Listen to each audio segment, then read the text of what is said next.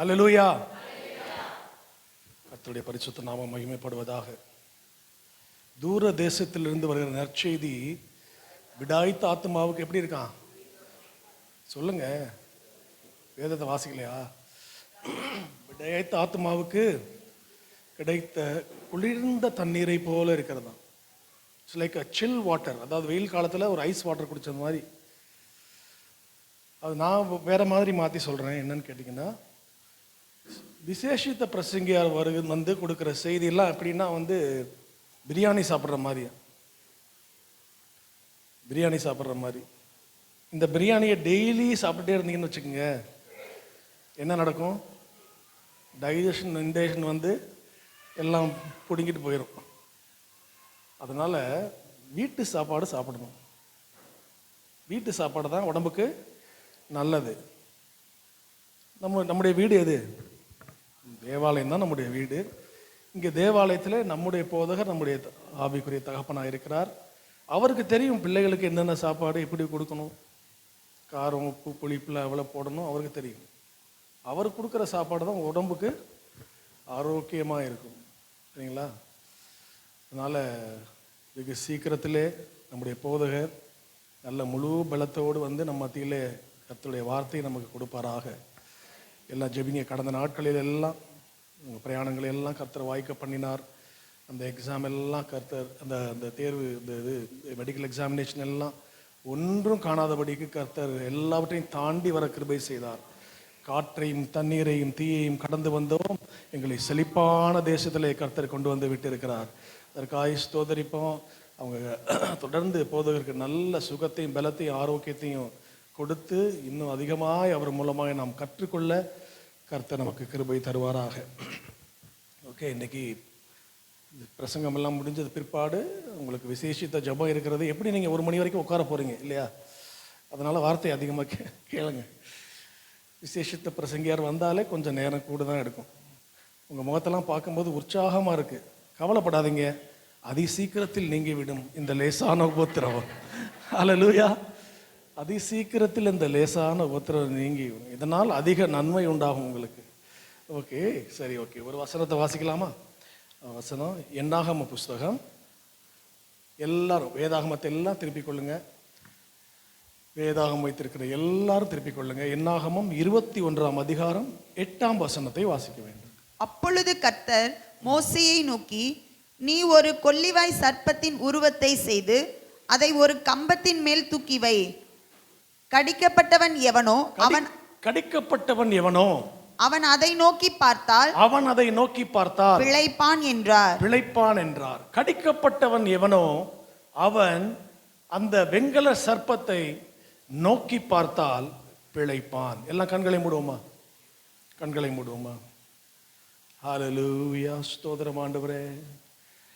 இனியும் உம்மை கேட்பேன், நீர் சொல்வதை நான் செய்வேன், என் கூட பேசுங்கப்பா. எல்லாரும் சொல்லுங்க.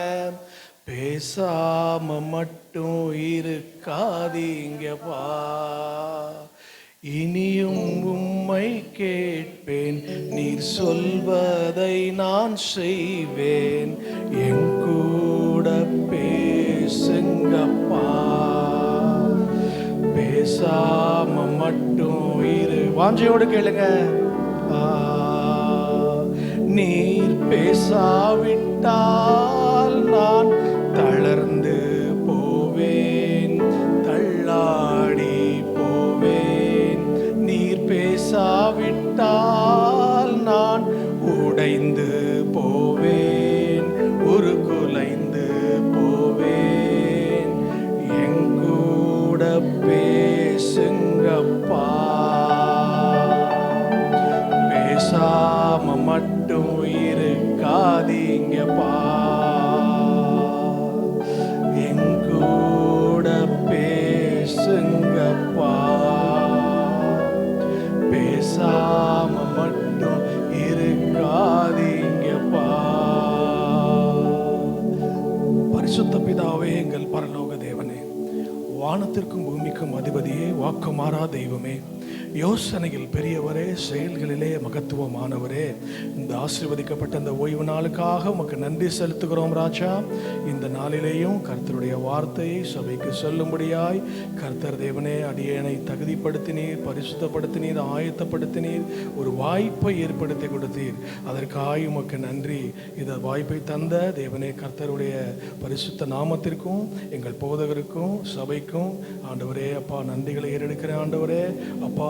கேட்கிற ஜனங்கள் இதன் மூலமாய் ஹல்லேலூயா உணர்த்தப்பட, ஹல்லேலூயா ஜனங்கள் உருவாக்கப்பட, ஹல்லேலூயா போதனை அடைய, கண்டிப்படைய, எச்சரிக்கை அடைய, பரிசுத்தம் அடைய, பக்தி விருத்தி அடைய கர்த்தாவே அடியனை மறைத்து நீர் வெளிப்படுவீராக. நாவோடே கூட இருந்து நீங்க சபைக்கு சொல்ல வேண்டிய காரியங்களை அடியன் மூலமாய் சொல்லும்படி என்னை தாழ்த்தி அர்ப்பணிக்கிறேன். நீர் பேசும், நாங்கள் கேட்கிறோம். ரட்சகர் இயேசு கிறிஸ்துவின் நாமத்திலே பிதாவே. சத்தமா சொல்லலாமா? ஆமென். கடிக்கப்பட்டவன் எவனோ அவன் அதை நோக்கி பார்த்தால் பிழைப்பான். ஏதேன் தோட்டத்திலே ஆண்டவர் முதலாக மனுஷனை உருவாக்கும் போது இப்படி ஒரு வார்த்தையை சொல்லுகிறார். எடுத்து வாசிக்கலாம். ஆதியாகமம் 1:26. பின்பு தேவன் நமது சாயலாகவும் நமது ரூபத்தின்படியேயும் மனுஷனை உண்டாக்குவோமாக. அவ்வளவுதான், மனுஷனை உண்டாக்குவோமாக. இந்த வசனத்தெல்லாம் நிறுத்தி நிதானமா வாசிக்கும் போது பின்பு தேவன் நமது சாயலாகவும் எனது சாயலாகவும் என்று எழுதப்படவில்லை. நமது, அடுத்து நமது ரூபத்தின்படியேயும் மனுஷனை உண்டாக்குவோமாக. சிங்குலர்ல இல்ல, ப்ளூரல்ல இருக்கு, ஒருமையில் இல்ல, பன்மையிலே எழுதப்பட்டிருக்கிறது. நமது சாயலின்படி நமது ரூபத்தின்படி மனுஷனை உண்டாக்குவோமாக. ஆதியிலே தேவன் வானத்தையும் பூமியை சிருஷ்டித்தார். ஆதியிலே தேவன் இருந்தார். அடுத்த வசனம், ஒழுங்கின்மையும் வெறுமையுமாய் இருந்தது, ஆழத்தின் மேல் இருள் இருந்தது, தேவ ஆவியானவர் ஜலத்தின் மேல் அசைவாடி கொண்டிருந்தார். முதல்ல தேவன் இருந்தார், பிறகு ஆவியானவர் இருந்தார். யோவான் 1:1 சொல்லப்பட்டிருக்கிறது, ஆதியிலே வார்த்தை இருந்தது. எல்லாம் சொல்லுங்க, அந்த வார்த்தை தேவனாய் இருந்தது. ஆதியில் இருந்தது 3 காரியங்கள்: தேவன், பரிசுத்த ஆவியானவர், வார்த்தையாகிய கிறிஸ்து. அவருக்கு இன்னொரு நாமம் உண்டு, அவர் வார்த்தையானவர் என்பது அவருடைய நாமம். இந்த 3 பேரும் சேர்ந்து மிகவும் யோசிச்சு சிந்திச்சு குவைட்டா லெஷரா யோசிச்சு பார்த்து உருவாக்கப்பட்டவர்கள் தான் நீங்களும் நானும். ஹல்லேலூயா. பார்த்து உருவாக்கப்பட்டவங்க. நமது சாயலாகவும் நமது ரூபத்தின்படி உருவாக்குவோமாக. ஜஸ்ட் லைக் தட் அவர் உருவாக்கி விடல. ஸோ பார்த்து உருவாக்கப்பட்ட நீங்கள்லாம் யாரு? கர்த்தருடைய மாஸ்டர் பீஸ். சொல்லுங்க, கர்த்தருடைய.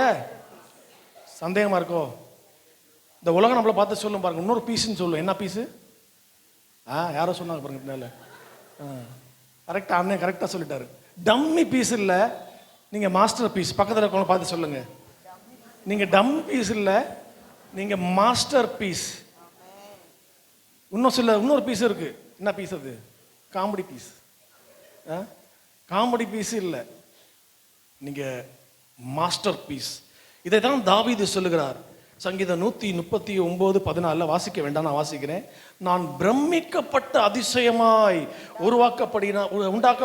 உண்டாக்கப்பட்டபடினாலே உம்மை துதிப்பேன். வசனங்களை நான் பாதி சொல்லும் போது நீங்க பாதி சொல்லணும் தான் நான் நிப்பாட்டி சொல்றேன். இந்த டாக்டர்லாம் போனீங்கன்னா, ஹாஸ்பிட்டல் போனீங்கன்னா, ஃபர்ஸ்ட் எனக்கு தலையை சுத்துது, வாந்தி வருது, மயக்க வருதுன்னு சொல்லும் போது அப்படியான மாத்திரை கொடுக்க மாட்டாங்க. என்ன பண்ணுவாங்க? டெஸ்ட் பண்ணுவாங்க. சில டெஸ்ட்லாம் பண்ணுவாங்க. இதெல்லாம் நாங்கள் ஒரு சில டெஸ்ட்லாம் வச்சுருக்கோங்க பைபிள் காலேஜில். சில இதை பாதியில் சொல்லிட்டு விட்டுருவோம். சபை எந்த அளவுக்கு வளர்ந்துருக்கு, நீங்கள் எந்த அளவுக்கு போதிக்கப்பட்டிருக்கீங்கன்னு தெரிஞ்சு போயிடும். அதுலேயே அதற்கு தகுந்த போல தான் சத்தியத்தை அவர்கள் கேட்டறியும் திராணிக்கு தக்கதாக அவர்களுக்கு போதித்தார். சொல்றதே புரியலன்னா அப்புறம் எப்படி? அதனால தான் நாங்கள் பாதியாக சொல்கிறோம். ஓகே, அவர் சொல்ற பிரமிக்கப்பட்ட அதிசயமாய், ஐ ஆம் ஃபியர்ஃபுல்லி அண்ட் வண்டர்ஃபுல்லி மேட். வண்டர்ஃபுல்லாக உருவாக்கியிருக்கார் ஆண்டவர் நம்மளை. தாவீது சங்கீதம் 8 அதிகாரம் 4-5 வாசிங்க. இது மனுஷனை நினைக்கிறதற்கும் மனுஷனை நீர் நினைக்கிறதற்கும் மனுஷகுமாரனை நீர் விசாரிக்கிறதற்கும் அவன் எம்மாத்திரம் என்கிறேன். நீர் அவனை தேவதூதரிலும் சற்று சிறியவனாக்கினீர். போதும். நீர் அவனை தேவதூதரிலும் சற்று சிறியவனாக்கினீர். அப்படின்னா நீங்க காமனா மேலோட்டமா வாசிக்கும் போது தேவதூதர் அவரை காட்டிலும் ஜஸ்ட் கொஞ்சம் சின்னவங்க தான் நம்பலாம் இல்லையா? வாசிக்கும் போது அப்படித்தானே புரியும். பல வருஷமா இதே தான் நானும் நினைச்சிட்டு இருந்தேன். நீர் அவனை, மனுஷனை, உங்களை என்னையும் தேவதூதரை பார்க்கிலும் சற்று, ஜஸ்ட் ஷார்ட் ஆஃப் க்ளோரி. ஆனா பழைய ஏற்பாட்டு புஸ்தகம் எபிரேய பாஷையில் எழுதப்பட்டிருக்கிறது. அந்த எபிரேய மூல பாஷையில அந்த தேவதூதர் அப்படின்னு போட்டிருக்க வார்த்தைக்கு என்ன தெரியுமா அர்த்தம்? அந்த ஸ்லைடை போடுங்க சிஸ்டர். தேவதூதர்னு சொல்லப்பட்ட அந்த வார்த்தை என்ன பதம் வருதுன்னு நீங்க பார்த்தீங்கன்னா நீங்க கொஞ்சம் ஆச்சரியமா தெரியுதா? தேவதூதர், ஏஞ்சல்ஸ் அப்படின்னு போடும்போது என்ன போட்டிருக்கு லெஃப்ட் சைடில்? இப்ரேய வார்த்தை எலோஹீம். தேவதூதரை பார்க்கிலும் சற்று சிறியவனாய் உண்டாக்கவில்லை, அவர் உங்களை கர்த்தரை போல உருவாக்கி வைத்திருக்கிறாராம். தேவன் தமது சாயலின்படி அவரை போலவே நீங்க உருவாக்கப்பட்டிருக்கீங்க. அவரை தேவனை போலவே உருவாக்கப்பட்டிருக்கீங்க. தேவனை போலவே உருவாக்கப்பட்டிருக்கீங்கன்னு சொல்லும் போது அப்படியான்னு சொல்றவங்க கம்முன்னு உட்காந்துருப்பாங்க. நான் தேவனை போல உண்டாக்கப்பட்டபடினாலே ஸ்தோத்திரம்னு சொல்றவங்க கரங்களை உயர்த்தி ஆர்ப்பரிப்பாங்க. ஓ அப்படியா, நான் தேவனை போல உருவாக்கப்பட்டிருக்கேன், பரவாயில்லன்னு சொல்லிட்டு உட்கார்றவங்க கம்முன்னு உட்காருங்க. அதற்காக நான் தேவனை ஸ்தோத்தரிக்கிறேன்றவங்க கரங்களை உயர்த்தி ஆண்டவரே உமக்கு நன்றி ஸ்தோத்திரம். இதைத்தான் திவ்ய வாசகனாகிய யோவான், இயேசுவின் மார்பிலே சாய்ந்திருந்தவன், அவருக்கு அந்த அனுபவம் இருந்துச்சு பாருங்க. அவர் சொல்லுகிறார் 1 யோவான் 4:17, 1 யோவான் 4:17 வாசிங்க. நியாய தீர்ப்பு நாளிலே நமக்கு தைரியம் உண்டா இருக்கத்தக்கதாக அன்பு நம்மிடத்தில் பூரணப்படுகிறது. ஏனென்றால் அவர் இருக்கிற பிரகாரமாக நாமும் இவ்வுலகத்தில் இருக்கிறோம். நாமும் இந்த உலகத்தில் இருக்கிறோம். அவர் எப்படி இருக்கிறாரோ அதன்படியே நம்ம இந்த உலகத்தில் இருக்கோமா. பரலோகம் உங்களை எல்லாம் ஒரு சாதாரண மனுஷங்களா பார்க்கல. இயேசு எப்படி இருந்தாரோ அதே போலதான் உங்கள் ஒவ்வொருவரையும் பார்க்கிறது. எவ்வளவு விசேஷித்த பார்வை பாருங்க. அவர் எப்படி இருக்கிறாரோ இந்த உலகத்துல நாமும் அப்படியே இருக்க வேண்டும் என்று சொல்லி தம்முடைய சாயலின்படி சிருஷ்டிக்கப்பட்ட தேவ ஜனம். ஆனா அவருடைய சாயலின்படி சிருஷ்டிக்கப்பட்ட இந்த மனுஷன் கேட்கக்கூடாத பிரசங்கத்தை கேட்டு, போகக்கூடாத இடத்துக்கு போய், சேரக்கூடாத இடத்துல சேர்ந்து, பாவம் செய்து தேவ மகிமையெல்லாம் இழந்து போய் சாபத்திற்குள்ளாகவும் பாவத்திற்குள்ளாகவும் ஒரு தண்டனைக்குள்ளாகவும் வந்து விட்டான். மரணம் மனிதனை ஆட்கொள்ள தொடங்கிவிட்டது. மரணம் மனிதனுக்குள்ளே புரிந்து விட்டது. விண்ணுக்குரியவன் தன்னுடைய மகிமையை இழந்து மண்ணுக்குரியவனாய் மாறி போனான். அப்பொழுது கர்த்தருடைய வார்த்தை சாபமாய் வருகிறது. என்ன வார்த்தை? நீ மண்ணாய் இருக்கிறாய், நீ மண்ணுக்கு திரும்புவாய். அதே சர்ப்பத்திற்கு ஒரு சாபம் கொடுக்கப்படுகிறது. என்ன சாபம்? நீ உயிரோடு இருக்கும் நாளெல்லாம், சொல்லுங்க, உயிரோடு இருக்கும் நாளெல்லாம் மண்ணை தின்பாய். நீ மண்ணுக்கு திரும்புவ, பிசாசானவன் மண்ணை தின்பான். அதனால தான் சொல்றது, இந்த உலகத்திலே நாம் மரிக்கிற வரைக்கும் பிசாசானவன் மண்ணாகிய நம்மை தின்ன முயற்சி பண்ணிக்கிட்டே தான் இருப்பான். ரொம்ப கவனம் தேவை. இந்த உலகத்திலே உங்களுக்கு பாடுகள் இல்லை, உபத்திரவங்கள் இல்லை, ரொம்ப சந்தோஷமா கவலை இல்லாம வாழ்வீங்கன்னு போடல. என்ன போட்டிருக்கு? உலகத்திலே உங்களுக்கு உபத்திரவம் உண்டு. நாங்க விடுதலை கிடைக்குன்னு வந்தோம், ஆசீர்வாதம் கிடைக்குன்னு வந்தோம், செழிப்பு கிடைக்குன்னு வந்தோம். ஆனா நீங்க சொல்றது நூதன பிரசங்கமா இருக்கே. உபத்திரம் இருக்குன்னு சொல்றீங்களே. உபத்திரம் உண்டு, பாடுகள் உண்டு.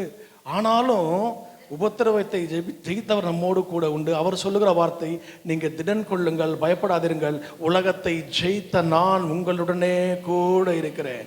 ஹல்லேலூயா. உலகத்தை ஜெயித்தவர் நம்மோடே கூட இருக்கிறார். அதனால் ஒன்றும் நம்மை சேதப்படுத்தாது. ஹல்லேலூயா. என்ன நடந்தது?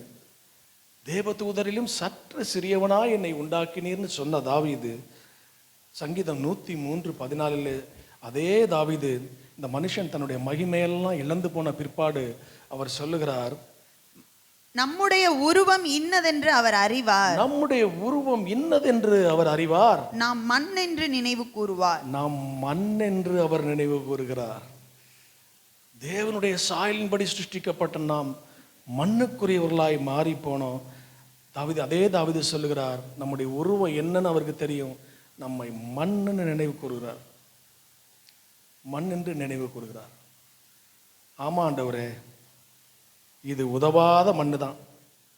நம்மெல்லாம் உதவாத மண், உபயோகப்படாத மண், ஒருவரும் விரும்பாத மண், பாழாய் போன மண்ணு தான் நாமெல்லாம். ஆனாலும் பாழாய் போன மண் என்று கர்த்தர் மறந்து விடாமல் நம்மை மண் என்று அவர் நினைவு கூர்ந்தாரே, அதுவே பெரிய விஷயங்க. ஹல்லேலூயா. நாம் மண்ணாக இருந்தாலும் நம்மை நினைவு கூறுகிற ஒரு தேவனை நாம் ஆராதிக்கிறோம். அவர் நல்லவராக இருக்கிறார், நேசிக்கிறவராக இருக்கிறார். ஏனென்றால் இந்த மண் எங்கிருந்து எடுக்கப்பட்டது என்று அவருக்கு தான் தெரியும். உருவாக்கினவராயிற்றே. பூமியை சுற்றிலும் உலகம் முதல்ல ஆதி ஆகமத்தில் பார்த்தீங்கன்னா பூமியை சுற்றிலும் ஜலம் மூடி இருந்தது. மண் எங்கேயாவது இருந்துச்சா? அப்புறம் அந்த மண்ணை எங்கிருந்து எடுத்து கொண்டு வந்தாரு? எங்கிருந்து கொண்டு வந்திருக்கணும் மண்ணை? ஆழத்தின் மேல் தேவ ஆவியானவர் ஜலத்தின் மேல தான் அசைவாடி கொண்டிருந்தார், பூமியின் மேல அசைவாடலை. மண் எங்க இருந்திருக்கும்? அந்த சமுத்திரத்தின் ஆழத்திலே, இந்த பெட் ராக்னு சொல்லுவோம்ல கீழே, அதற்குள்ள மேலே உயரத்திலிருந்து தம்முடைய கரத்தை உள்ளே விட்டு நல்ல ஆழமான படுகுழியில் இருந்த நம்மை தூக்கி எடுத்த மண்ணான நம்மை தூக்கி எடுத்து வெளியே கொண்டு வந்து தம்முடைய சாயலின்படி நம்மை சிருஷ்டித்து தம்முடைய ஜீவ சுவாசத்தை நமக்குள்ளே ஊதி நம்மை ஜீவ ஆத்துமாவாய் மாற்றினார். அதனால் அவருக்கு தெரியும், அவர் கொடுத்த விலை தெரியும், அவர் உருவாக்கப்பட்ட பாடு தெரியும். அதனால தான் அவங்களை தள்ளிவிடவில்லை. மண்ணா இருந்தாலும் நம்மை அவர் நினைவு கூர்ந்து நம்மை ஆசீர்வதிக்கிறாருங்க. ஹல்லேலூயா. அவருக்கு தெரியும். கடிக்கப்பட்டவன் எவனும் அவரை நோக்கி பார்க்க கடவன். இன்று பாவத்தின் தண்டனை ஆகிய மரணத்தை எதிர்நோக்கி கண்ணீரோடும் கவலையோடும் வருத்தத்தோடும் துயரத்தோடும் துக்கத்தோடும் எந்த மனிதர்கள் எல்லாம், எந்த மனுஷி எல்லாம், எந்த ஜனங்கள் எல்லாம் கல்வாரி சிலுவையை நோக்கி பார்த்து ஆண்டவரே என்னை ரட்சிங்கப்பா, ஆண்டவரே என்னை விடுவிங்கப்பான்னு சொல்லும்போது அந்த ஜனங்கள் மீட்கப்படுகிறார்கள், காப்பாற்றப்படுகிறார்கள். நோக்கி பார்த்த எவரும் பிழைத்துக் கொள்வான். அடுத்ததாக ஒரு வசனம் வாசிங்க, யோவான் 5:25. யோவான் 5:25. நோக்கி பார்த்தவன் எவனும் பிழைத்துக் கொள்வான். மரித்தோர் தேவகுமாரனுடைய சத்தத்தை கேட்கும் காலம் வரும், அது இப்பொழுதே வந்திருக்கிறது. அதை கேட்கிறவர்கள் பிழைப்பார்கள் என்று. கேட்கிறவர்கள் பிழைப்பார்கள், அதை கேட்கிறவர்கள் பிழைப்பார்கள். பார்த்தவர்கள் பிழைப்பார்கள். அடுத்ததாக கேட்கிறவர்கள் பிழைப்பார். பார்த்துட்டு போனா மட்டும் போதாது. சபைக்கு வந்து இங்க என்ன நடக்குதுன்னு பார்த்துட்டு போனா மட்டும் உங்களுக்கு தப்பிக்க முடியாது, பிழைக்க முடியாது. கேட்கிறவர்களாக இருக்கணும். பார்க்க வேண்டும், கேட்க வேண்டும், அதன்படி செய்ய வேண்டும். குமாரனுடைய சத்தத்தை இன்று அவருடைய சத்தத்தை கேட்பீர்களானால் நியாய தீர்ப்பு நாளிலும் கோபாக்கினையில் நடந்தது போல உங்கள் இருதயத்தை கடினப்படுத்தாமல் அதற்கு விட்டு கொடுக்கும் போது கர்த்தர் உங்கள் வாழ்க்கையில வந்து அற்புதங்களை செய்ய துவங்கி விடுவார். ஹல்லேலூயா. சரி, ஓகே. பார்த்தவர்கள் பிழைத்துக் கொள்வார்கள் அப்படி என்று சொன்னால் அப்போ யார் பிழைக்க மாட்டாங்க? சிம்பிள். உங்களை தான் கேட்குறேன். அண்ணனே எல்லாத்துக்கும் ஆன்சர் சொல்லிட்டு இருக்காங்க, நீங்க சொல்லுங்க. பார்த்தால் பிழைப்பீர்கள் என்றா யார் பிழைக்க மாட்டாங்க? பார்க்காதவங்க பிழைக்க மாட்டாங்க. Very correct. அப்போ இன்னைக்கு செய்தியின் தலைப்பு என்ன? எதையெல்லாம் பார்க்கக்கூடாது, எதையெல்லாம் பார்க்கக்கூடாது. சீஷர்கள்லாம் கிறிஸ்துவ இடத்துல போய் ஆண்டவரிடத்தில் போய் ஆண்டவரே எங்களுக்கு ஜெபிக்க கற்றுத்தாரும் ஆண்டவரேன்னு கேட்கும்போது அவர் எடுத்தோடனே அப்படியா வாங்க பரமண்டலத்தில் எங்கள் பிதாவே சொல்லலை. முதலாவது சொல்லி கொடுத்தது எப்படி ஜெபிக்க கூடாதுன்னு தான் கற்றுக் கொடுத்தாரு. நீங்கள் அஞ்ஞானிகளை போல ஜெபிக்கக்கூடாது, ஆயக்காரன் பரிசேனை போல ஜெபிக்கக்கூடாது, எப்படியெல்லாம் ஜெபிக்கக்கூடாதுன்னு கற்றுக் கொடுத்துட்டா எப்படி ஜெபிக்கணும்னு அவங்களுக்கு தெரிஞ்சிடும் இல்லையா? ஜெபிக்கக்கூடாது எப்படி கற்றுக் கொடுக்குறாரு. அதே போல தான் நம்முடைய வேதாகமம் எல்லாம் டிஃப்ரெண்ட்டாக தான் இருக்கும். நம்ம உலகத்தில் சொல்லுவோம்ல, காலையும் மாலையும் எவ்வேளையும் கர்த்தரை ஸ்தோது. நம்ம உலக ஸ்டாண்டர்ட் என்ன தெரியுமா? காலை மாலை. ஆனால் வேதாகம ஸ்டாண்டர்ட் என்ன? சாயங்காலமும் விடியற்காலமும் ஆகி முதலாம் நாள் ஆயிற்று. ரிவர்ஸ். உலகம் சொல்லணும் டூஸ் அண்ட் டோன்ட்ஸ். இந்த ஃப்ளைட்லலாம் போகும்போது போட்டிருப்பாங்க எதை செய்யணும் எதை செய்யக்கூடாது. உலகத்தின் வழக்கம் அது. கர்த்தருடைய வழக்கம் என்ன தெரியுமா? டோன்ட்ஸ் அண்ட் டூஸ் தான், நாட் டூஸ் அண்ட் டோன்ட்ஸ். எதை செய்யக்கூடாது அதை முதல்ல சொல்லிடுவார்.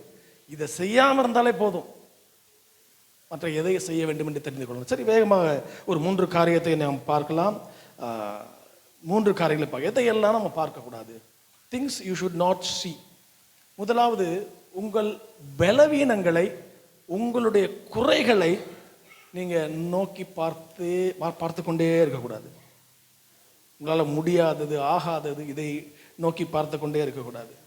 வாசிங்க ஆதியாகம புஸ்தகம் 17ஆம் வசனம், 17. அப்பொழுது ஆபிரகாம், போதும். அப்பொழுது ஆபிரகாம். நான் ஏற்கனவே சொல்லியிருக்கேன் பல முறை, வேதத்தை வாசிக்கும் போது அப்பொழுதுன்னு வந்தால் நீங்கள் ஒரு கேள்வி கேட்கணும். என்னது? எப்பொழுதுன்னு கேட்கணும். கேள்வி கேட்கணும். விசுவாசம் எப்படி வரும்? கேள்வினால வரும். கேட்கறதுனால மட்டும் இல்லை, நீங்கள் கேள்வி கேட்கணும். அப்பொழுதுனா எப்பொழுது? அப்பொழுது ஆபிரகாம். அதுக்கு ஆன்சர் 17:1 இருக்கு பாருங்க. ஆபிராம் 99 வயதான போது கர்த்தர் ஆபிராமுக்கு தரிசனமாகி, நான் சர்வ வல்லமையுள்ள தேவன், நீ எனக்கு முன்பாக நடந்து கொண்டு உத்தமனாயிரு. கர்த்தர் ஆபிரகாமுக்கு தரிசனமான போது, அப்போது தரிசனமான போது அவன் என்ன பண்றாராம்? 17 வாசிங்க.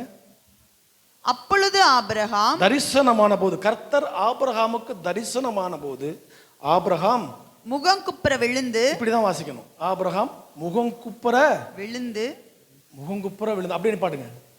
Just pause. கர்த்தர் ஆபிரகாமுக்கு தரிசனம் ஆயிட்டாரு. இவர் அப்படியே முகங்குப்புற விழுந்துட்டாரு. தேவ சமூகத்திலே கர்த்தர் தரிசனமாகிறார். நீங்க ஆராதிக்க வந்திருக்கிறோம். இந்த 17ஆம் அதிகாரம் முழுவதையும் பார்த்தீங்கன்னா ஆபிரகாமை கொண்டு கர்த்தர் என்னவெல்லாம் செய்ய போகிறார் என்கிற தமது திட்டத்தை வெளிப்படுத்தி கொண்டே இருப்பார். நீ எனக்கு முன்பாக நடந்து கொண்டு உத்தமனாயிரு. இனி உன் பேரை மாத்துறாரு. ஆபிரகாம் எனப்படாமல் ஆபிரகாம் எனப்படும். நீ அநேக திரளான ஜாதிகளுக்கு தகப்பனாவாய். அடுத்து, உனக்கும் உன் பின்வரும் உன் சந்ததிக்கும் நான் தேவனாயிருக்கும்படி ஒரு உடன்படிக்கையை உண்டாக்குவேன். உடன்படிக்கைன்னு மட்டும் சொல்ல, நித்திய உடன்படிக்கையை உண்டாக்குவேன். உன் மனைவி சாராள் கற்பந்தரித்து பிள்ளை பெறுவாள். 8ஆம் நாளில் விருத்த சேதனம் பண்ணும். நடக்க போற காரியத்தெல்லாம் தீர்க்க தரிசனமாய் சொல்லி கொண்டிருக்கிறாரு. இவர் முகங்குப்புற உளுந்து என்ன பண்றாரா? நகைத்து சிரிக்கிறார். பாருங்க, கர்த்தரே தரிசனமாகி சொல்லுகிற வார்த்தை. கர்த்தரால் மீட்கப்பட்ட ஜனம், ஆண்டவரை ஆவியோடு உண்மையோடு ஆராதிக்கிறேன்னு சொல்ற ஜனம், வெளியிலிருந்து பார்க்கும்போது அவன் ஆராதிக்கிற மாதிரி தான் தெரியும். முழங்கால் போட்டு அப்படியே கண்ணீர் சிந்தி ஆவியில நிரம்பி ஜெபிக்கிற மாதிரி தான் தெரியும். அப்பா, என்ன ஒரு தாழ்மை, என்ன ஒரு பரிசுத்தம், என்ன ஒரு அர்ப்பணிப்பு, எவ்வளவு ஒபீடியன்ஸ். வெளியில பார்த்தா அப்படி தெரியும். ஆனா உள்ளுக்குள்ள இதெல்லாம் எங்க நடக்க போகுது, இதெல்லாம் எப்படி சாத்தியமாகும், இதெல்லாம் எப்படி ஆகும், சான்ஸே இல்லை, வாய்ப்பே இல்லை. இப்படிதான் இந்த ஆவிக்குரிய திருச்சபைகள்லையும் அநேகர் இந்த பிரகாரமா தான் இருக்காங்க. வெளியில முகத்தை பார்த்தா கண்டே பிடிக்க முடியாது. ஆண்டவர் வருகிறார், அந்த அத்தி மரத்தை பார்க்கிறார், அந்த அத்திப்பழ மரத்துடைய இலைகளை பார்க்கிறார். நல்ல இலைகள்லாம் செழித்து இருக்கு. நல்ல காற்று பட்ட உடனே அப்படியே அசையுது பாருங்க. அப்படியே இலைகள் அசையும் போது பார்த்தா அந்த ஆராதனையில அந்த பிள்ளைகள் கைகளை உயர்த்தி அசைக்கிற மாதிரி, ஆஹா ஹல்லேலூயா, நல்ல கரங்களை உயர்த்தி நல்ல இலை அசைகிறது போல நல்லா அசையுது. தூரத்துல இருந்து பார்த்தா என்ன ஒரு ஆராதனை, என்ன ஒரு அபிஷேகம், என்ன ஒரு ஆவியின் அசைவாடுதல். ஆனா ஆண்டவர் கிட்ட வந்து பார்க்கிறாரு, என்ன இல்லை, கனி இல்லை. வெளியில இருந்து பார்த்தா நிறைய இலைகள், உள்ளே கனி இல்லை. என்ன காரணம்? எனக்கு 99 வயசாயிருச்சு. சாராள் கிழவியா இருக்கிறாள். ஸ்திரீகளின் வழிபாடு நின்று போச்சு. எங்களுக்கு எப்படி குழந்தை பிறக்கும்? டவுட், சந்தேகம். என் பலவீனங்கள், சரீரத்தில் இருக்கிற பலவீனம், இது எப்படி சாத்தியமாகும் ஆண்டவரே? எத்தனை தடவை நம்ம கேள்வி கேட்டிருக்கோம் இது போல. மோசே அதே போல தான் கேள்வி கேட்கிறார் கர்த்தரை பார்த்து. கேள்வி கேட்கல, அவர் தன்னுடைய பலவீனத்தை குறித்து சொல்லுகிறார். என்ன சொல்றாரு? ஆண்டவரே, நான் திக்கு வாயும் மந்தனாவும் உள்ளவன். ஆனா அவரை பற்றி எழுதும்போது அப்போஸ்தலர் நடவடிக்கைகள் 7ஆம் அதிகாரம் அதில் வாசிக்க வேணாம், அப்போஸ்தலர் 7:22 போடப்பட்டிருக்கிறது. நீங்கள் ஸ்லைடில் மட்டும் போடுங்க.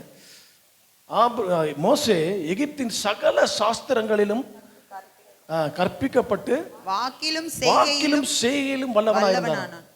எல்லா சாஸ்திரம் கற்பிக்கப்பட்டு வாக்கிலும் செய்கையிலும் அவன் பேசணும்னு அவ்வளோ பவர்ஃபுல்லாக இருக்கும். 40 வருஷம் வனாந்திரத்தில் கர்த்தரால் பிரிக்கப்பட்டு கொண்டு வந்தபோது அவன் பேச்சு வழக்கம் எல்லாம் மறந்து போச்சு. ஆடு மேய்ச்சி மேய்ச்சி மேய்ச்சி ஆபு அந்த வார்த்தையே மறந்து போச்சு. கற்றுக்கொண்டு வந்ததெல்லாம் மறந்தது. இப்போ கர்த்தரிடத்தில் சொல்லுகிறான், என்ன, நான் என்னது திக்குவாயும் மந்தனாவும் உள்ளவன். தன்னுடைய பலவீனங்களை குறித்து சொல்லுகிறான். அதுக்கு அடுத்த வசனம் வாசிங்க.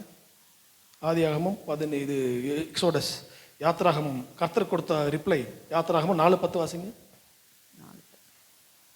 அப்பொழுது மோசே கர்த்தரை நோக்கி, ஆண்டவரே, இதற்கு முன்னாவது தேவரீர் உமது அடியானோட பேசினதற்கு பின்னாவது நான் வாக்கு வல்லவன் அல்ல, நான் திக்குவாயும் மந்தனாவும் உள்ளவன் என்றான். நான் திக்குவாயும் மந்தனாவும் உள்ளவன். தன்னுடைய பலவீனங்களை குறித்து அவன் சொல்லிக் கொண்டிருக்கும் போது 12ஆம் வசனம் வாசி. ஆதலால் நீ போ, நான் உன் வாயோட இருந்து நீ பேச வேண்டியதை உனக்கு போதிப்பேன் என்றார். நீ பேச வேண்டியதை நான் உனக்கு போதிப்பேன். உன் பலவீனத்தை சொல்லிக்கிட்டே இருக்காத, உன்னோட குறைகளை சொல்லிக் கொண்டே இருக்காத. இது எப்படி ஆகும், எப்படி சாத்தியமாகும்? இவர் சகரியாவில் தானே சொல்லிக் கொண்டிருந்தாரு, நான் வயது சென்றவனானேன், என் மனைவி வயது சென்றவன், எப்படி ஆகும், எதனால் அறிவேன் சொல்லி கேட்க கேட்க கேட்க ஆண்டவர் என்ன பண்ணாரு, அவன் வாயில் ஒரு பந்தை வச்சுட்டாரு. பந்தை வாயில் வச்சுட்டு பேசி பாருங்க, சத்தமே வராது. குழந்தை பிறக்கிற வரைக்கும் நீ அமைதியா இரு. சில நேரம் நம்ம பேசியே வர்ற காரியத்தெல்லாம் கெடுத்துருவோம்.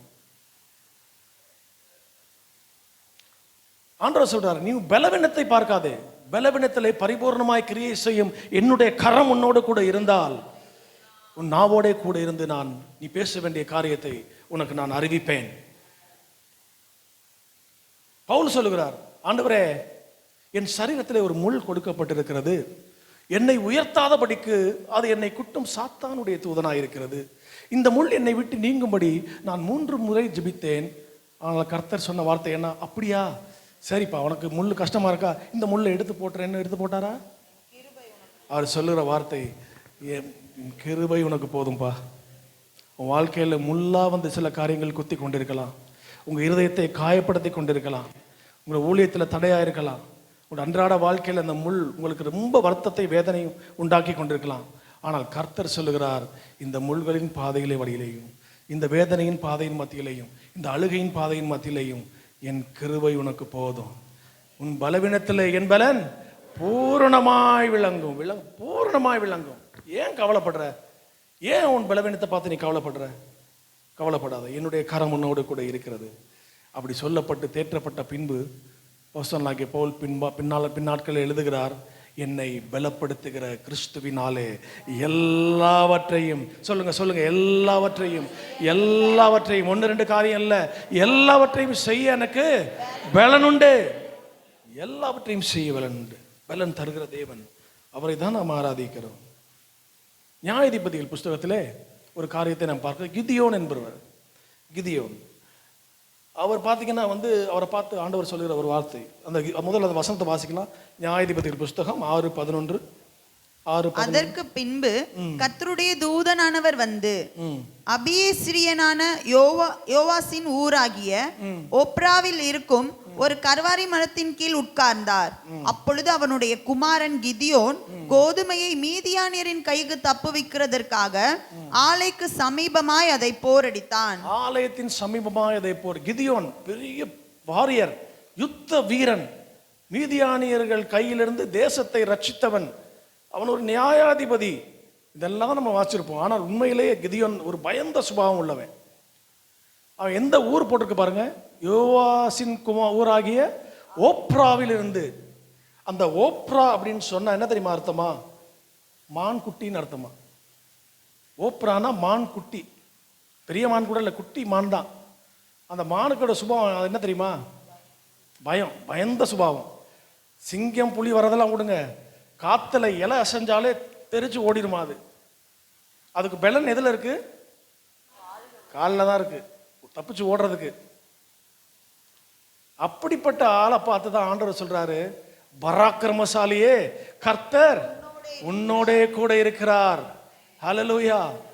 நீங்க ஒருவேளை சொல்லி கொண்டிருக்கல, எனக்கு இந்த தாண்டி செல்ல பலன் இல்லை ஆண்டவரே, இந்த செங்கடலை தாண்டி செல்ல பலன் இல்லை, இந்த அழுகையின் பள்ளத்தாக்கை கடந்து செல்ல எனக்கு பலன் இல்லை, இந்த கண்ணீரின் பள்ளத்தாக்கை கடந்து செல்ல எனக்கு பலன் இல்லை, இந்த யோதானை கடந்து செல்ல எனக்கு பலன் இல்லை ஆண்டவரே, இந்த எரிகோவை எதிர்த்து நிற்க எனக்கு பலன் இல்லை ஆண்டவரே, நான் பலவீனனப்பா என்று சொல்லும்போது கர்த்தர் சொல்லுகிறார், நான் உன்னோடே கூட இருக்கிறேன், நீ பலவீனன் அல்ல, நீ பலவான். ஹல்லேலூயா, ஹல்லேலூயா. சொல்லுறவர் பராக்கிரமசாலியே கர்த்தர் உன்னோடு கூட இருக்கிறார். அவரோடு கூட நாம் இருக்கும்போது, அவர் நம்மோடு கூட இருக்கும்போது நாம் பலவீனராக இருந்தாலும் பராக்கிரமசாலியாய் மாறுகிறோம். ஹல்லேலூயா. இனி நான் பலவீனன் அல்ல, கிறிஸ்துவினாலே நான் பலவானாய் மாறி இருக்கிறேன். பாடலாமா? அந்த பாடல் பாடலாமா? பாடலாமா? பலவீனன் அல்ல, பலவீனன் அல்ல, பலவான் நான். தேவன் சொன்னார், எந்த சூழ்நிலையும் தாண்டி வர முடியும், எந்த சூழ்நிலையும் தாண்டி வர முடியும், எந்த காயத்தையும் தாண்டி வர முடியும். என்னை பலப்படுத்துகிற கிறிஸ்து கூட இருக்கிறார். தேவன் சொன்னார். ஹல்லேலூயா, ஹல்லேலூயா, ஹல்லேலூயா. ஆனந்தமே ஹல்லேலூயா, ஹல்லேலூயா, ஹல்லேலூயா. ஆரோக்கியம், ஹல்லேலூயா, ஆரோக்கியமே. இயேசுவின் ரத்தம், இயேசுவின் ரத்தம் போகும் நல் மருந்து. இயேசுவின் ரத்தம், இயேசுவின் ரத்தம் போகும் நல் மருந்து. பிணி போக்கும் நல் மருந்து. எல்லாம் சொல்லலாமா? நான் சுகமானேன், நான் சுகமானேன், உன்னியரின் காயங்களால். நான் சுகமானேன், நான் சுகமானேன், உன்னியரின் காயங்களால், உன்னியரின் காயங்களால். காயப்பட்டிருக்கிற பிள்ளைகள் காயம் ஆற வேண்டும் என்பதற்காகத்தான் அவர் கல்வாரி சிலுவை உங்களுக்காக எனக்காய் சுமந்தார். ஹல்லேலூயா. நமக்காய் அடிக்கப்பட்டார், நமக்காய் நொறுக்கப்பட்டார், நமக்கு சமாதானத்தை உண்டு பண்ணும் ஆக்கினை அவர் மேல் வந்தது. அவருடைய தழும்புகளாலே நாம் சுகமானோம். ஹல்லேலூயா. அவர் தேவ சமூகத்திலே ஆறுதல் உண்டு. உங்கள் பலவீனங்களை குறித்து பரிதபிக்க கூடாத ஒரு ஆசாரியன் அல்ல, உங்கள் பலவீனத்தை குறித்து பரிதபிக்கிற பிரதான ஆசாரியனே நமக்கு இருக்கிறார். ஹல்லேலூயா. பலவீனங்களை குறித்து பரிதபிக்கிற பிரதான ஆசாரியர். அதனால உங்க பலவீனங்களை குறித்து சொல்லிக்கொண்டே இருக்காதீங்க. கர்த்தர் உங்கள் பலவீனத்தின் மத்தியிலே அவருடைய பலன் பூரணமாய் விளங்கும். பலவீனத்தின் மத்தியில தான் பூரணமாய் விளங்கும். நீங்க பலத்தோடு போராடுற வரைக்கும் கர்த்தர் உதவி செய்ய வர முடியாதுங்க. ஒரு மனிதன் இந்த மாதிரி தான் நீச்சல் தெரியாம ஒரு உற்சாகத்தில் ஃப்ரெண்ட்ஸோட போய் ஒரு கடல்ல இறங்கிட்டான் குளிக்கிறதுக்கு. இறங்கும் போது கொஞ்ச நேரத்தில் அவனுக்கு ஆழத்துக்குள்ள போயிட்டான், முடியலை, யாரும் காப்பாற்ற முடியல, கை காலெலாம் ஆட்டுறாரு. அப்போ இந்த லைஃப் கார்ட்ஸ்ன்னு இருப்பாங்க சீஷோரில், உயிரை காப்பாற்றுறவங்க. அவர் ஒருத்தர் அங்கே உட்காந்துருக்காரு, ஃப்ரெண்ட்ஸ்லாம் போய் கத்துறான், காப்பாற்றுங்க காப்பாற்றுங்க அவருன்னு. இவர் சைலண்ட்டாக அமைதியாக உட்காந்துருந்தார், அப்படி பார்த்துட்டே இருந்தார், கொஞ்சம் பொறுமையாக. அவர் மூழ்கிறவர் மூழ்கி கொண்டே போகிறாரு. இந்த ஃப்ரெண்ட்ஸ் எல்லாம் கதறான், சுற்றி இருக்க ஜனங்கள்லாம் கதறாங்க. இவர் பொறுமையாக நிற்கிறார், அவன் என்ன பண்ணுறான்னு பார்ப்போம். கை காலெல்லாம் ஆட்டி மேலே வர்ற ட்ரை பண்ணி முடியலன்னு சொல்லி கடைசியில் மூழ்க ஆரம்பிக்கிற நேரத்தில் லைஃப் கார்டு தண்ணியில் குதித்து போய் ஈஸியாக அவரை காப்பாற்றி கரை சேர்த்துட்டார். என்ன சொல்ல வரேன்னு சொன்னால், அவங்க ஃப்ரெண்ட்ஸ்லாம் கேட்டாங்களா அதுக்கு பிற்பாடு, ஏங்க இந்த காரியத்தை நீங்கள் முதல்ல செஞ்சுருக்க வேண்டியதானே, எதுக்கு இவ்வளோ நேரம்? இல்லை இல்லை இல்லை, அவன் போராடுகிற வரைக்கும் நான் போய் அவனை காப்பாற்ற போனேன்னா என்னையும் அவன் இழுத்து போட்டுருவான். என்னால் அவனுக்கு உதவி செய்ய முடியாது. அவனுக்கு அசுர பலம் வந்துடும். நானும் மூழ்கிடுவேன், அவனும் மூழ்கி போயிடுவேன். என்னால் காப்பாற்ற உதவி செய்ய முடியாது. அவனுடைய பலனெல்லாம் போகும் வரைக்கும் நான் வெயிட் பண்ணுவேன். எல்லாம் பலனெல்லாம் போனப்புறம் இப்போ சொல்லுவாங்க, நானும் என் வீட்டாருமோ என்றால் கர்த்தரையே சேவிப்போம் சொல்லி தேவ சமூகத்தில் வந்து விழ வைக்கிறதுக்காக தான் இந்த வேலையெல்லாம். அப்போது ஈஸி, இலகுவாக இருக்கும். அவர் கைகளுக்குள்ளே நீங்கள் வரும்போது உங்களை தூக்கி எடுப்பது அவருக்கு ஈஸியாக இருக்கும், இலகுவாக இருக்கும். ஹல்லேலூயா. அதே நேரத்தில் பலவீனன் எவனும் தன்னை பலவான் என்று சொல்லுவான். இது காயினோட ஒரு பகுதி தான், நாணயத்தின் ஒரு பகுதி. உங்கள் பலவீனத்தை குறித்தே பார்க்காதீங்க. அதே நேரம் நல்ல பலப்பட்டு கிறிஸ்துவுக்குள்ளே நல்லா அவங்க ஆதரிக்கப்பட்டு போஷிக்கப்பட்டு போதிக்கப்பட்டு நல்ல பலன் வந்த பிற்பாடு உங்களை குறித்து நீங்கள் மேன்மை பாராட்டாதபடிக்கும் கவனமாக இருக்கணும்.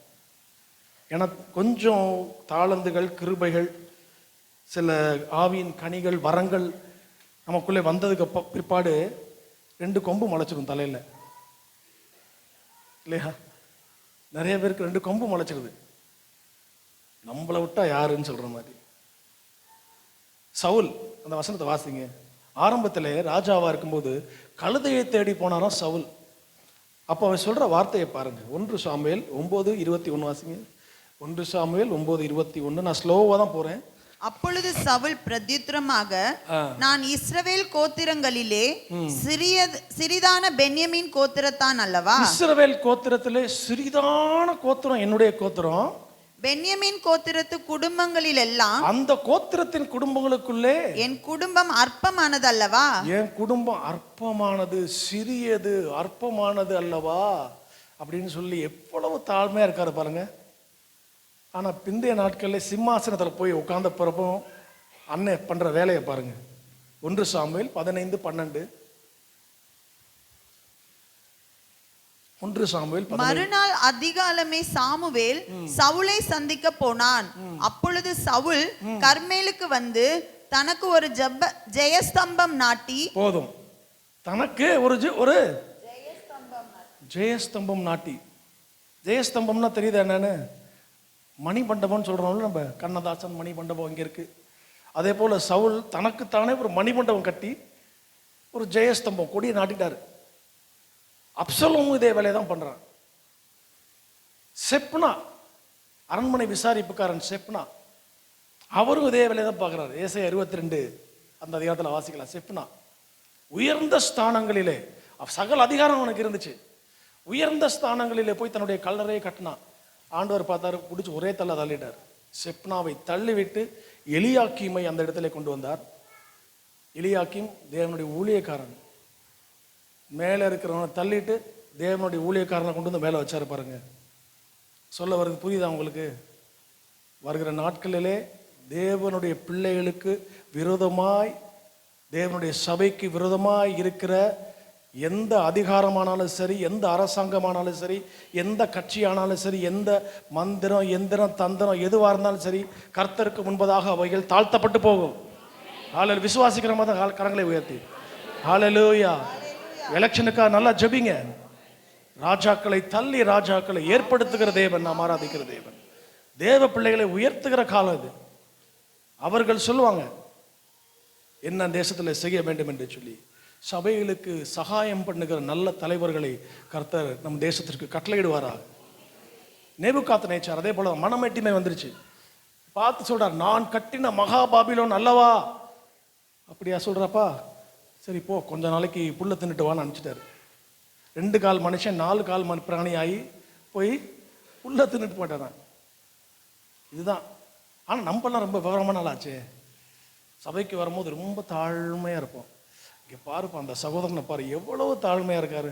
ஒயிட் அண்ட் ஒயிட்டில் தான் வர்றாரு. ரொம்ப ஹம்பிள், ரொம்ப பொலைட்டானவர். இந்த சகோதரியை பாருங்க, எவ்வளவு தாழ்மையாக இருக்காங்க. வெளியில் பார்க்கும்போது தெரியும் தாழ்மையாக இருக்கிறது போல, ஆனால் உள்ளுக்குள்ள யோபு சொல்றாரு. வாசிங்க, வசனத்தை வாசிச்சாதான் புரியும். யோபு சொல்றாரு பாருங்க. யோபு 31ஆம் அதிகாரம் 27ஆம் வசனம். 31:27. என் மனம் ரகசியமாய் மயக்கப்பட்டு, என் மனம் ரகசியமாய் மயக்கப்பட்டு, அதாவது ஓப்பனா சொல்ல மாட்டோம், ரகசியமாய் மயக்கப்பட்டு.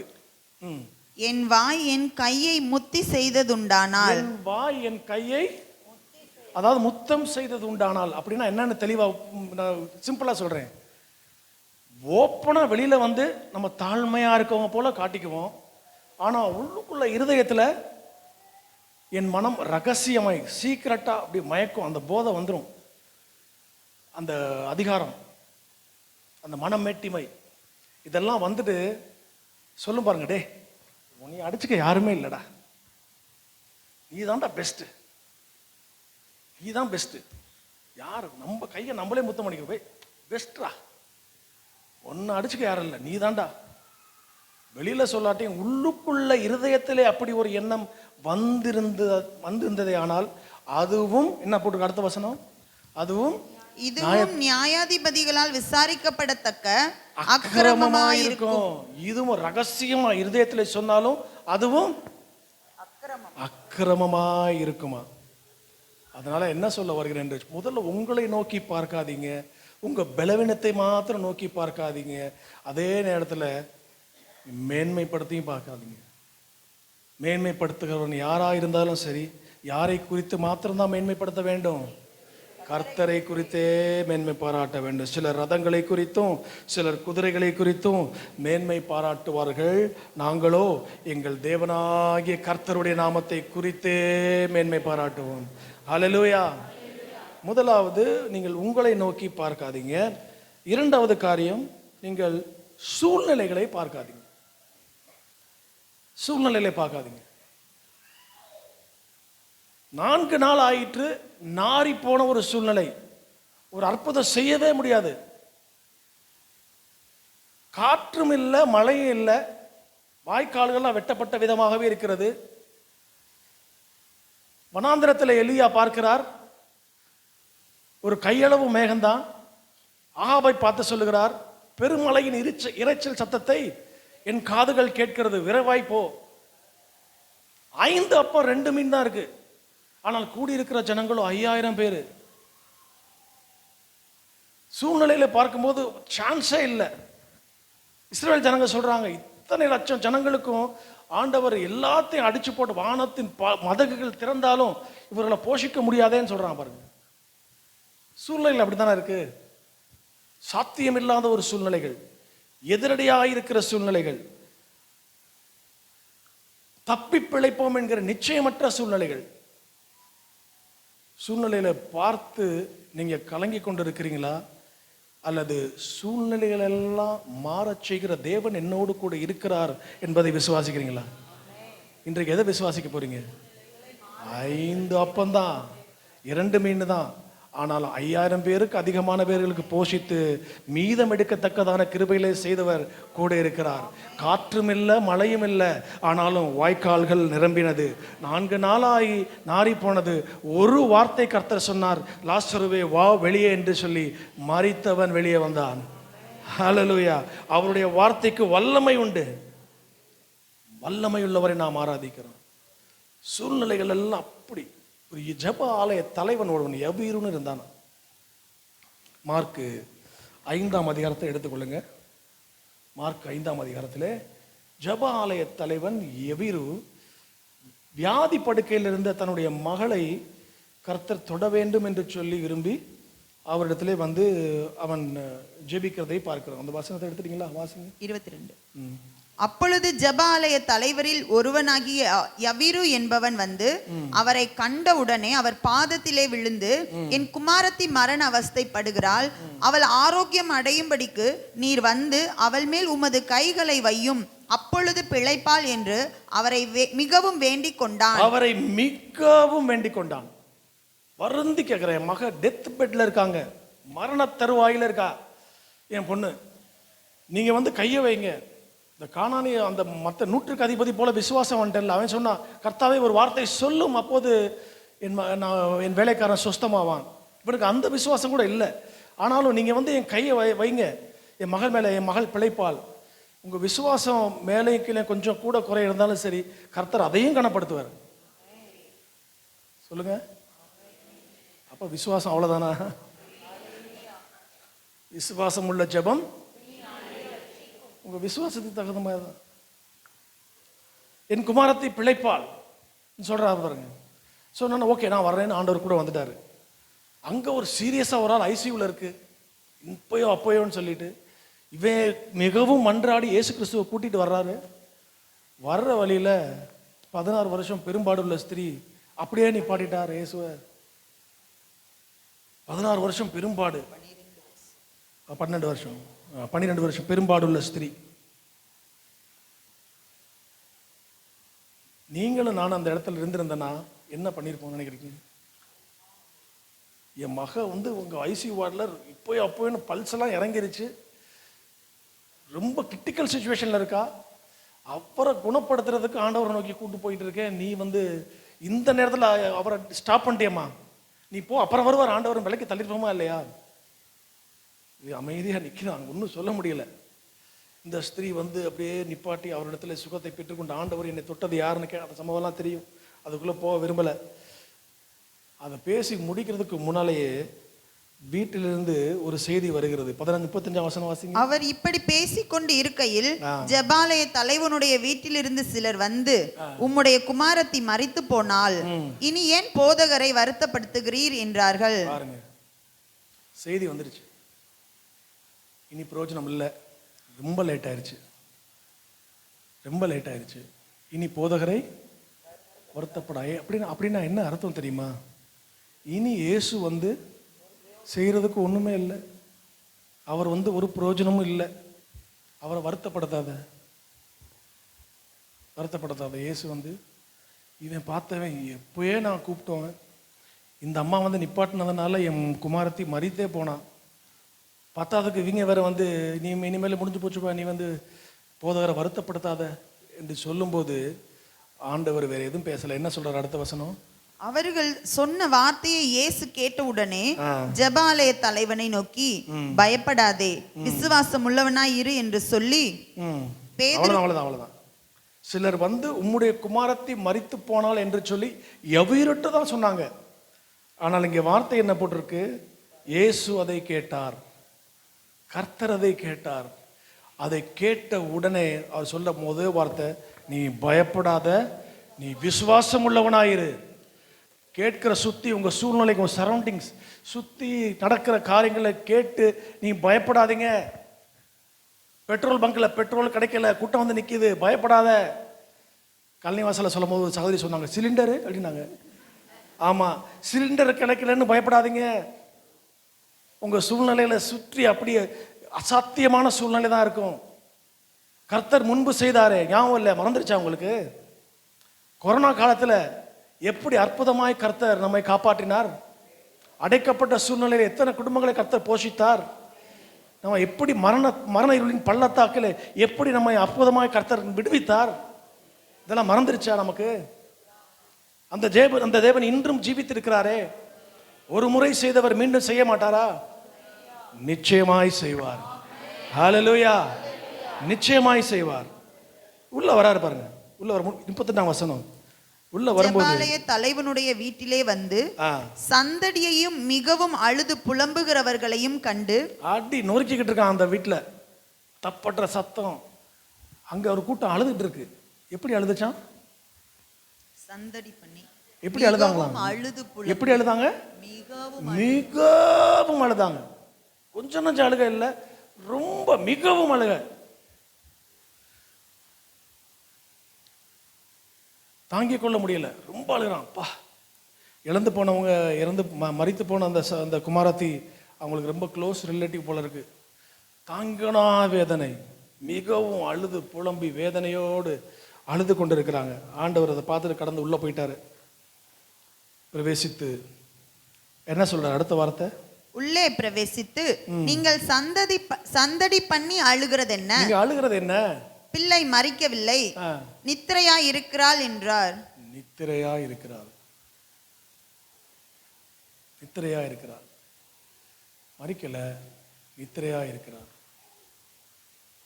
ஒருவேளை அந்த பூமியில நம்முடைய பிள்ளைகள், நாம் நேசித்தவர்கள் மரித்து போயிருக்கலாம், நம்மை விட்டு விலகி போயிருக்கலாம். ஆனாலும் நிச்சயித்துக் கொள்ளுங்க, அவர்கள் தேவனுடைய சமூகத்திலே அவர்கள் பாடி துதித்துக் கொண்டிருக்கிறார்கள்.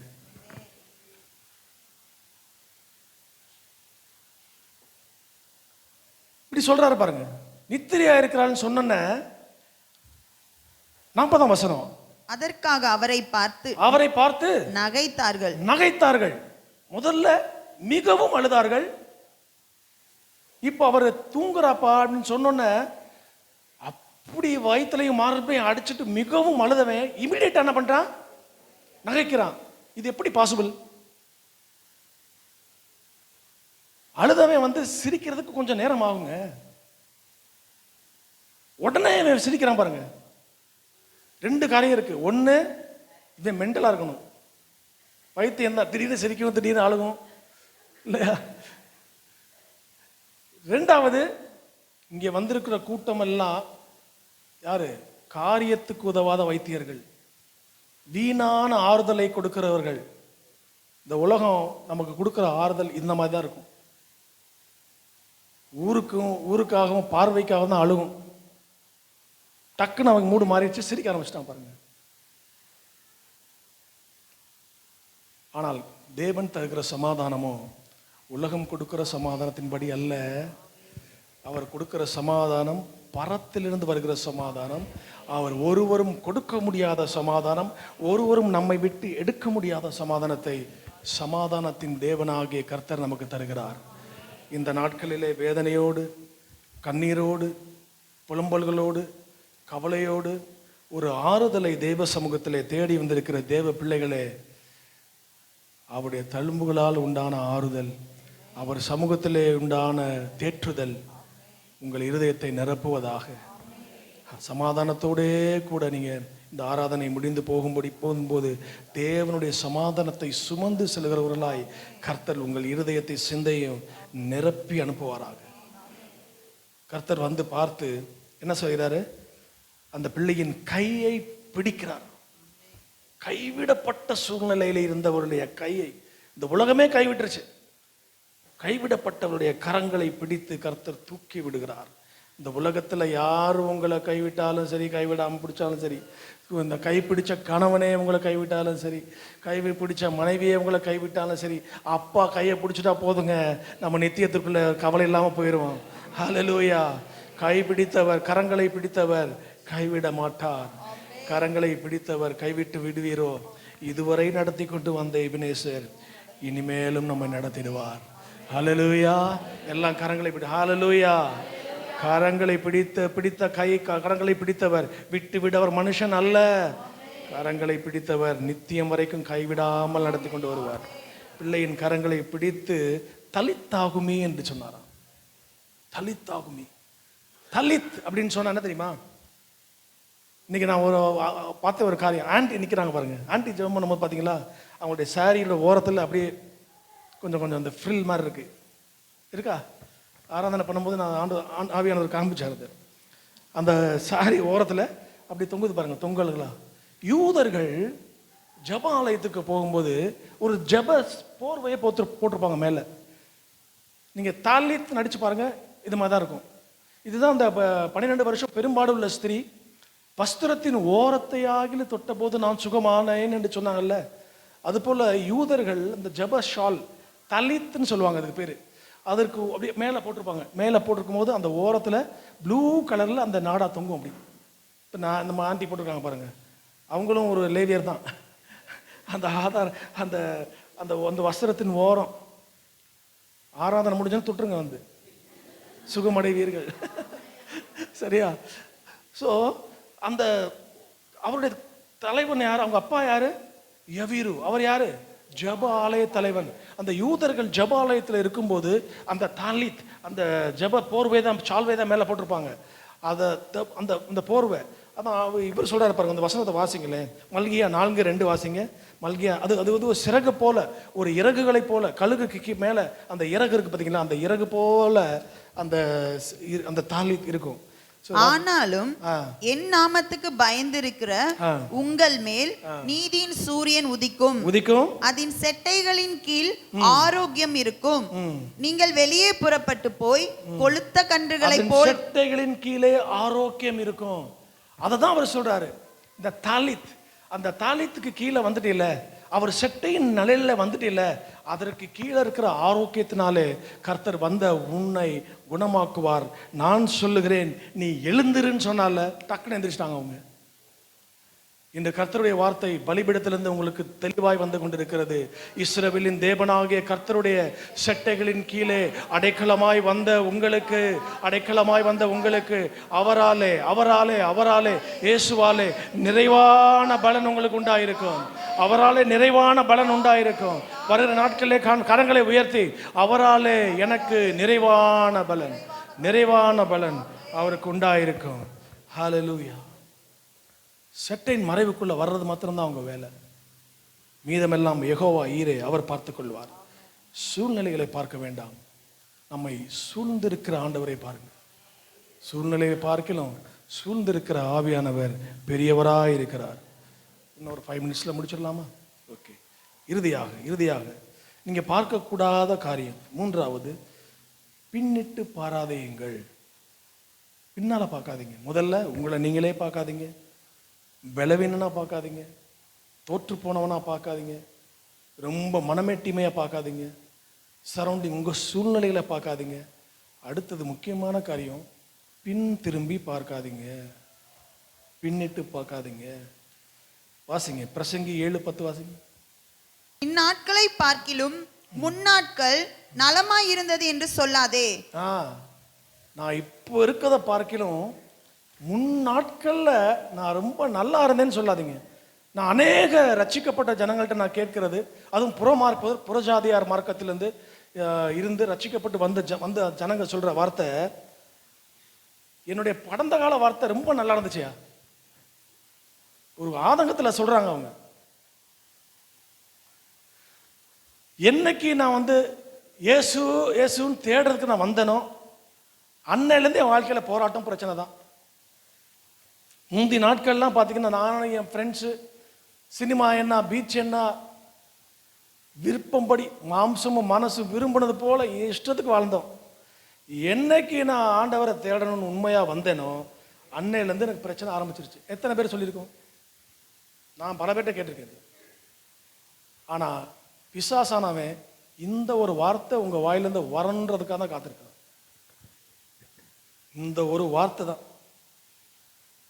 ஆண்டவர் மனுஷனை உருவாக்கும் போது அவன் நாவில ஒரு அதிகாரத்தை வைத்தான் உருவாக்கினார். உருவாக்கும் சக்தி இந்த நாவில இருக்கு. நீங்கள் இந்த தோட்டத்தை பண்படுத்தவும் அதை பயன்படுத்தவும் பாதுகாக்கவும் கர்த்தர் உண்டாக்குனார். தோட்டத்தை பண்படுத்துறதுக்கு நம்மளுக்கு ஈட்டி, கடப்பாரை, மற்ற டூல்ஸ்லாம் நம்மளுக்கு வேணும் இல்லை. அந்த காலத்தில் இரும்பெல்லாம் கிடையாது. எப்படி ஆதாம் தோட்டத்தை பண்படுத்தினாரு? வார்த்தையினாலே. இங்கே ஒரு கிணறு உண்டாவதாகன்னு சொன்னாரு, கிணறு உண்டாயிருச்சு. இங்கே ஒரு வாய்க்கால் வெட்டப்படுவதாக வெட்டப்பட்டுருச்சு. இப்படிப்பட்ட அதிகாரம் உடைய நாவு. நான் இயேசு கிறிஸ்துவை தேடி என்னத்தை கண்டேன், முடிஞ்சு போச்சு. நீ விளங்கவே மாட்ட, உருப்படவே மாட்ட, நீ படிக்கவே மாட்ட, மண்டையில ஒன்றும் ஏறாது. பிள்ளைகளை பார்த்து சொல்லாதீங்க, பழிச்சிடும் அப்படியே. இப்ப இருக்கிற விலைவாசியெல்லாம் பார்த்தா ஒரு சிலிண்டர் கூட வாங்க முடியாதே சொன்னீங்கல்ல, அதனால தான் சிலிண்டர் கிடைக்கல. நீங்க சொன்ன வார்த்தைக்கு வல்லமை உண்டு. போற போக்க பார்த்தா ஒரு வேளை சாப்பாடு சாப்பிட்றதுக்கே கஷ்டமாயிரும் போல இருக்கே. அப்படி ஒரு சூழ்நிலை வந்துடும் நீங்க வாயில சொன்னீங்கன்னா. அதிகாரம் தேவை, நாவலுக்கு கண்ட்ரோல் தேவை. சிங்கப்பூர் நான் இப்போ ரீசெண்டாக போயிருக்கும் போது அங்கே ஒரு போர்டை பார்த்தேன் ஒரு இடத்துல, வெட் சர்ஃபேஸ் பி வாக் கேர்ஃபுல்லி. நம்ம ஊரில் கண்டுக்கவே மாட்டான், போய் விழுந்து சாவங்கடான்னு அனுப்புறான் பாருங்க.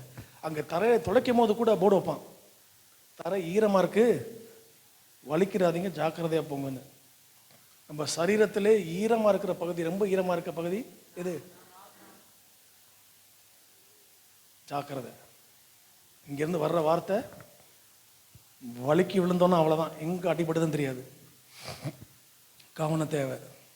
அதனால தான் ஆண்டவர் என்ன பண்ணியிருக்கார், அந்த நாவை உள்ளே வச்சு அதுக்கு 32 கேட்டு போட்டு, சில பேருக்கு கூடும் குறையும், 32 கேட்டு போட்டு அது தண்ணியில் முங்க வச்சு, வெளியே வந்துடக்கூடாது, தண்ணியில் முங்க வச்சு அதுக்கு மேலே ஒரு ஜிப்பையும் போட்டு, இதெல்லாம் தாண்டி தான் ஒரு வார்த்தை வரணும் வாயிலிருந்து. நம்ம சர்வசாதாரணமாக நீ விளங்க மாட்ட, நீ உருப்பட மாட்ட,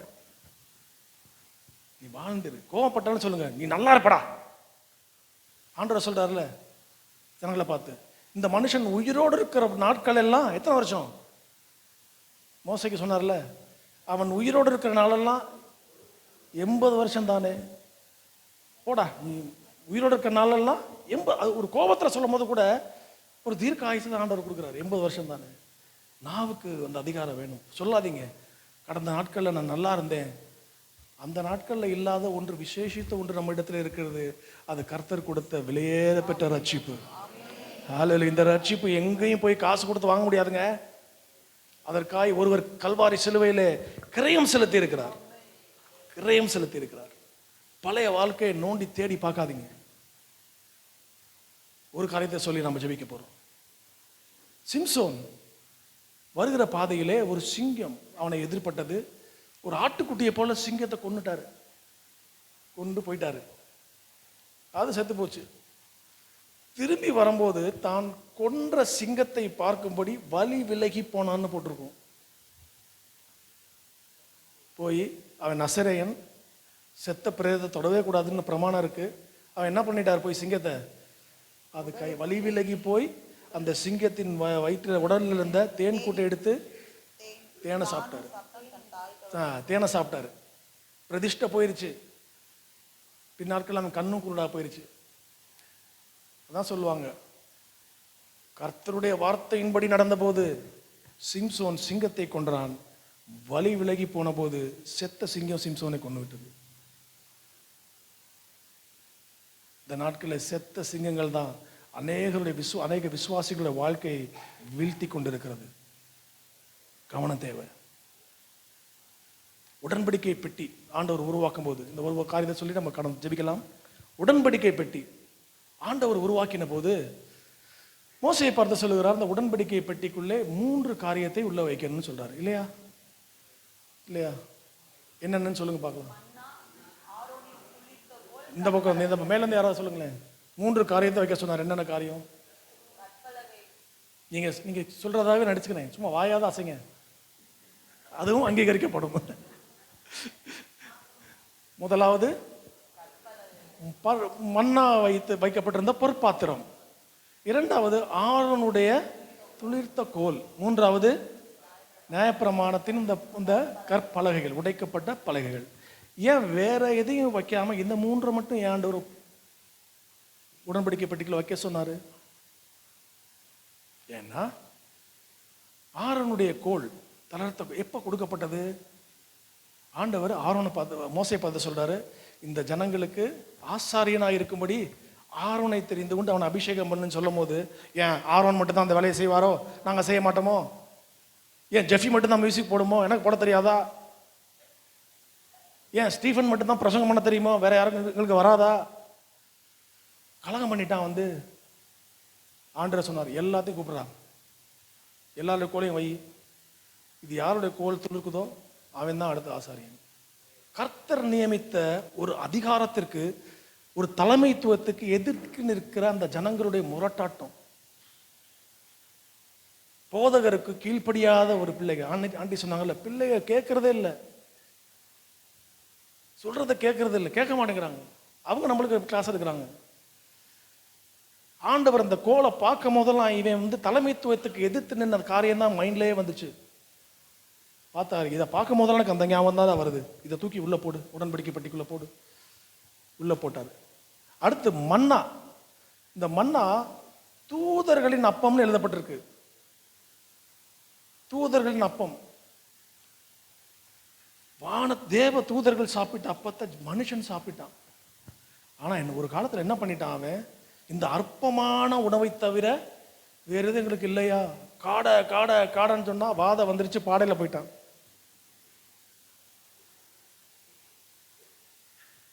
அற்பமான உணவாக்கிட்டான் பாருங்க. அதை பார்க்கும் போதெல்லாம் ஆண்டவருக்கு என்ன தெரியுமா நினைவு வந்துச்சு? இவனுக்கு நான் வானத்திலிருந்து பலகனையை திறந்து இவனுக்கு அப்பத்தை கொடுத்தேன், அதுல அவனுக்கு திருப்தியே இல்லையே. உங்களுக்கு கொடுத்துருக்கிற ஆசீர்வாதங்கள் கொஞ்சம் மேல இருக்கலாம், கொஞ்சம் கீழே இருக்கலாம், குறையா இருக்கலாம். அதுல திருப்தி இல்லாத ஒரு சூழ்நிலை. ஆவிக்குரிய வாழ்க்கையில எனக்கு இந்த வரம் இல்லையே, இந்த வரம் இல்லையே, இந்த அபிஷேகம் இல்லையேன்னு யாரும் எனக்கு கவலைப்பட்டதா தெரியல. எனக்கு ஆண்ட தீர்க்க தரிசனம் வரம் கொடுங்க ஆண்டவரே. எத்தனை பேர் கண்ணீரோட ஜெபம் பண்ணிருக்கீங்க.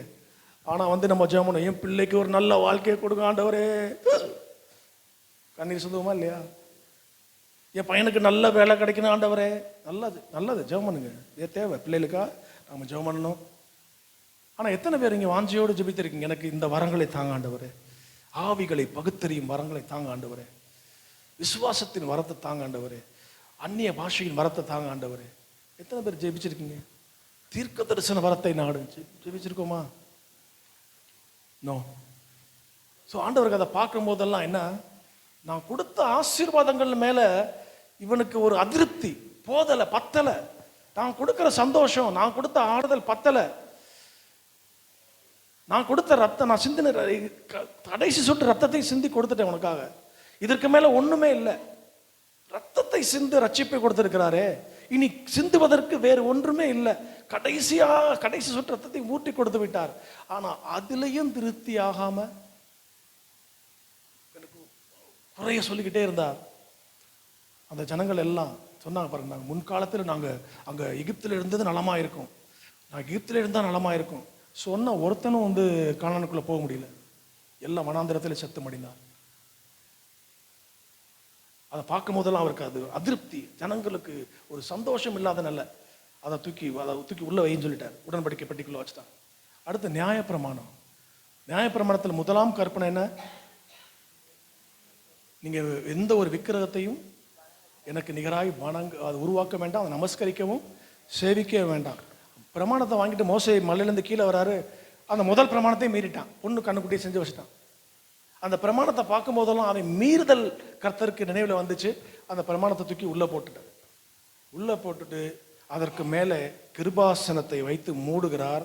மூடிவிட்டு வருஷத்திலே ஒரு முறை பிரதான ஆசாரியன் அடிக்கப்பட்ட அந்த சர்வாங்க தகன பலி ஆட்டுக்குட்டியின் ரத்தத்தை எடுத்து கொண்டு அந்த உடன்படிக்கை பட்டியின் மேலே 3 முறை தெளிப்பான். அந்த ரத்தத்தினாலே மூடப்பட்ட போது கர்த்தருடைய பூமி எங்கும் உலாவுகிற கர்த்தருடைய கண்கள் அதை பார்க்கும்போது அவனுடைய மீறுதல், அவனுடைய அக்கிரமம், அவர் செய்த விக்கிர ஆராதனை எதையுமே பார்க்க முடியல. ஏன்னா இயேசு கிறிஸ்துவின் ரத்தம் அதை மூடி இருக்கிறது. இன்றைக்கு உங்களையும் என்னையும் அவருடைய ரத்தம் மூடி இருக்கிறதுனால தான் நாம் செஞ்ச அக்கிரமத்தை எல்லாம் அவர் நினைவு கூறாமல், நாம் செஞ்ச பாவங்களெல்லாம் நினைவு கூறாமல், நாம் கர்த்தருடைய ரத்தத்திற்குள்ளே மறைவுக்குள்ளே இருக்கிறபடியனால தான் நாம் இன்னும் காக்கப்பட்டு கொண்டிருக்கிறோம். அல்லேலூயா. சங்கார தூதனுக்கு நம்முடைய வீட்டில் அதிகாரம் இல்லை. ரத்தத்தினால மூடி இருக்கிற போது உன்னதமானவரின் மறைவில் இருக்கிறவன். நான் ஏன் பாதியில நிப்பாட்டுறேன், மீதியை நீங்க பூர்த்தி பண்ணணும். சர்வ வல்லவருடைய நிழலில் தங்கி இருக்கிற போது உங்களுக்கு ஆறுதல் உண்டு, விடுதலை உண்டு. அல்லேலூயா. ஆனா என்ன பண்ணிட்டாங்க, ஒரு கட்டத்துல பெத்சமேஷ் என்று ஒரு ஊர், அந்த உடன்படிக்கை பெட்டி அவங்க கையில போச்சு. அந்த ஜனங்க என்ன பண்ணாங்க, அந்த கிருபாசனத்தை தள்ளி விட்டுட்டு உள்ள லேசா எட்டி பார்த்தாங்க. ஒரு பெரிய அடி விழுந்துச்சு. அங்கே 50,070 பேரா, எவ்வளவு பேரா, 50,070 பேர் அந்த இடத்துல சங்காரமானார்கள். என்றைக்கு நாம் விட்டு வந்த பழைய காரியங்களை பார்ப்பதற்கு நாம் பின்னோக்கி திரும்புகிறோமோ அன்றைக்கு நம்ம பழைய பாவங்கள் எல்லாம் நம்மை சூழ்ந்து கொள்வதற்கு ஒரு சாத்தியம் இருக்கிறது. அதனால் நம்ம மிகவும் மிகவும் மிகவும் கவனமாக இருக்க வேண்டும். பின்னானவைகளை மறந்து முன்னானவைகளை நாடி கிறிஸ்து இயேசுவுக்குள்ள எதற்காய் பிடிக்கப்பட்டோமோ அதை பிடித்து கொள்ளும்படிக்கு நாம் ஆர்வமாய் தொடர்ந்து போக வேண்டும். அவளோடு தொடர்ந்து போக வேண்டும். கலப்பையின் மேல் கையை வைத்துவிட்டு பின்னிட்டு பார்க்கிற எவனும் கர்த்தருடைய ராஜ்யத்திற்கு தகுதியுள்ளவனே அல்ல என்று வேதம் நம்மளை எச்சரிக்கிறது. இன்னைக்கு வாசிச்சோமே பிலிப்பியர் 3ஆம் அதிகாரம், நாய்களுக்கு எச்சரிக்கையாயிருங்கள் என்று பவுல் சொல்றார். வாசிச்சோமா இன்னைக்கு, நாய்களுக்கு எச்சரிக்கையாயிருங்கள். வெளிப்படுத்தின விசேஷம் 22ஆம் அதிகாரத்தில் வாசிக்கும் போது பரலோக ராஜ்யத்தில் பிரவேசிக்க கூடாதவைகள் அதில் முதல்ல பேர் வர்றது நாய்கள். ஏன் நாய்கள்? விசுவாசம் உள்ள பிராணி, நல்ல ஃபெய்த்ஃபுல் கிரீச்சர். ஏன் நாய் உள்ள பிரவேசிக்க முடியாது? ஏன்னா நாய்க்கு ஒரு சுபாவம் உண்டு, தான் கக்கினதை தானே தின்னும். பழைய வாழ்க்கைக்குள்ள திரும்பி போயிடும். பழசெல்லாம் நினைச்சு பார்க்கும், திரும்பி பார்க்கும். சரியா? திரும்பி பார்க்கிற எவரும் பரலோக ராஜ்யத்தில் பிரவேசிக்க முடியாது. கவனம் தேவை, கவனம் தேவை. ஆவியானவர் சபைகளுக்கு சொல்லுகிறதை காதுள்ளவன் கேட்க கடவன். எழுந்திருந்து ஒரு பாடலை பாடுவோமா? ஒரு பாடலை பாடுவோம். இயேசுவின் பின்னே போ, நான் செல்வேன், திரும்பி பார்க்க மாட்டேன். இயேசுவின் பின்னே நான் செல்வேன், திரும்பி பார்க்க மாட்டேன், திரும்பி பார்க்க